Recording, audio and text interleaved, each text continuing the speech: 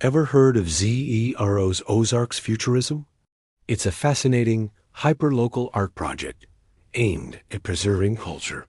Today, we're diving deep into whether a project like this could be replicated somewhere else. Is it a genius model for cultural saving, or a one-of-a-kind experiment that's too risky to repeat? Let's find out. Imagine a small, rural town, a place often called a news desert, suddenly finding its own voice. That's the promise of a project like Zero. It would give communities a way to control their own stories, moving beyond tired old stereotypes to show who they really are. This kind of local media isn't just about stories either. Studies show it leads to higher voter turnout, more government transparency, and a stronger local economy as people support their own businesses. Plus, there's a cool tech side. Just like Zero uses so-called junk tech to build its own systems, other communities could learn to create their own independent infrastructure, free from corporate control. It's about cultural resilience, economic strength, and technological empowerment, all rolled into one. Sounds amazing, right? But hold on, because there's a massive catch. Replicating Zero isn't just difficult. It's almost impossible. Why? Because it's not a project. It's a total artistic commitment, a lifestyle. The sheer workload is staggering. We're talking about one single person handling everything: writing, performing, recording, video editing, and managing the technical broadcast 24/7. It's a relentless one-person show. Then there's the skill set. You'd need to find someone who's a software architect, an electrical engineer, capable of building transmitters from scrap parts, and a talented multi-instrumentalist all at once. How many people do you know with that combination of skills? It's incredibly rare. This isn't a hobby you can pick up on weekends.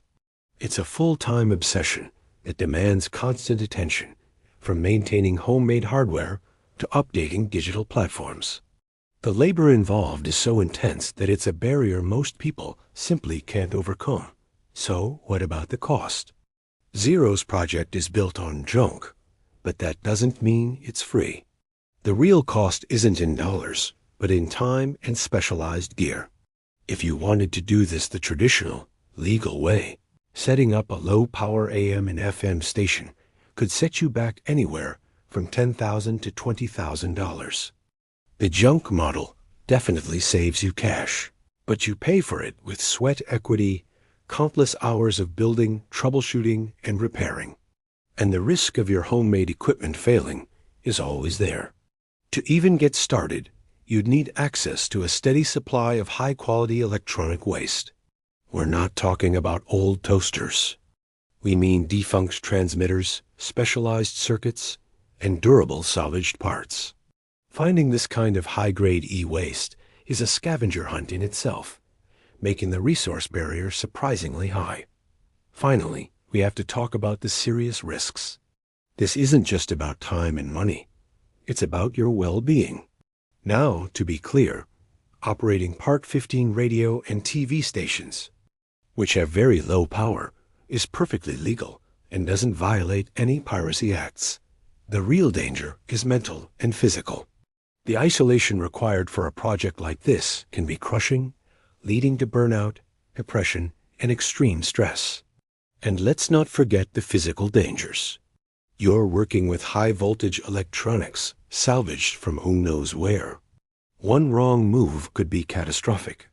Plus, these projects often happen in remote areas. For instance, Zero has had confirmed encounters with mountain lions. It's a level of risk that goes far beyond a typical creative endeavor. So, what's the verdict? While the idea of replicating Zero's model is inspiring, offering cultural autonomy and a way for communities to preserve their own identity, the reality is harsh.